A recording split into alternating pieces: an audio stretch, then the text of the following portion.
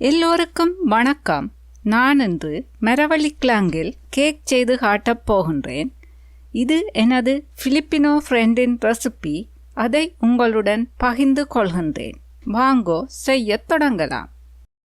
தேவையான பொருட்கள்: Evaportated milk அரை கேன், தேங்காய்பால் அரை கேன், டின் பால் 3/4 கேன், உருக்கிய பட்டர் 3 மேசைக்கரண்டி, மரவள்ளிக்கிழங்கு 1 ராத்தல், முட்டை 2. முதலில் மரவள்ளிக்கிழங்கின் தோலை உரித்துக் கொள்வோம்.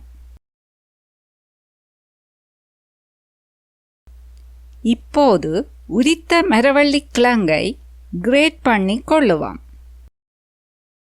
கிரேட் பண்ணும் போது நடுவில் உள்ள நரம்பு பகுதியை எடுத்துக்கொள்ளக்கூடாது.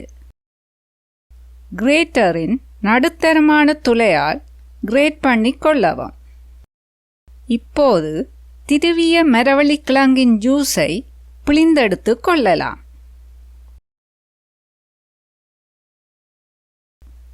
நன்றாக பிழிய தேவையில்லை.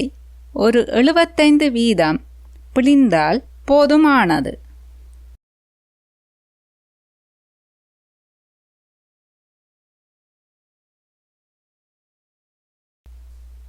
இங்கு மரவள்ளிக்கிழங்கை திருவி ஃப்ரோசன் ஆக்கி விற்கின்றார்கள்.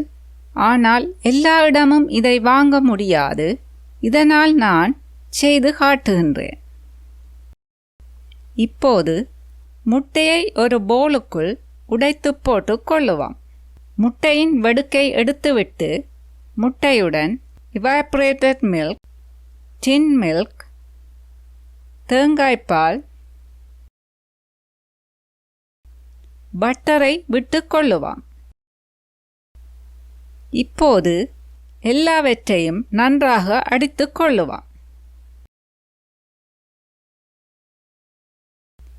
இந்த கலவையுடன் திருவி வைத்த மரவள்ளிக்கிழங்கை சேர்த்து நன்றாக மிக்ஸ் பண்ணி கொள்ளுவோம்.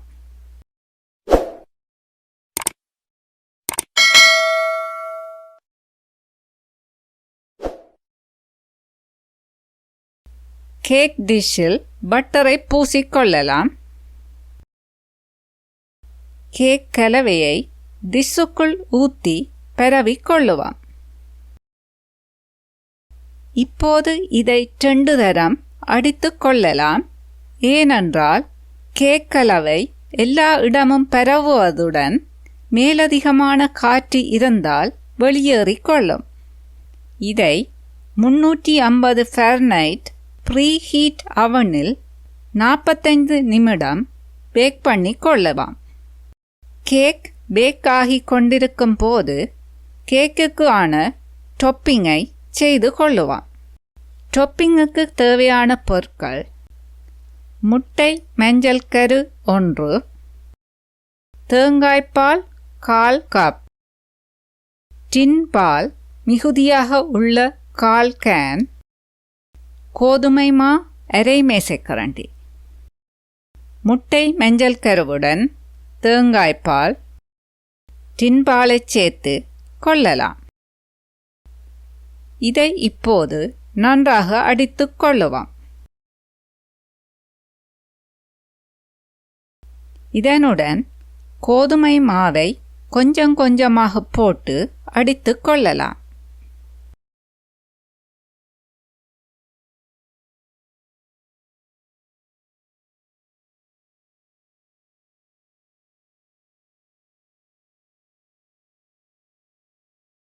கேக் பேக் ஆகிவிட்டது. நடுவில் டூத் பிக்கால் குத்தி பார்த்தால் ஒட்டாமல் இருக்க வேண்டும். பேக் செய்த கேக்கின் மேல் செய்து வைத்த டொப்பிங்கை விட்டு பரவி கொள்ளுவோம். திரும்பவும் இதை 30 நிமிடம் டொப்பிங் பபிள் ஆகும் வரை பேக் பண்ணி கொள்ளலாம். கேக் பேக் ஆகிவிட்டது. இதை கூலிங் ரேக்கின் மேல் வைத்து ஆறவிடலாம். இப்போது சுவையான மரவள்ளிக்கிழங்கு கேக் தயார்.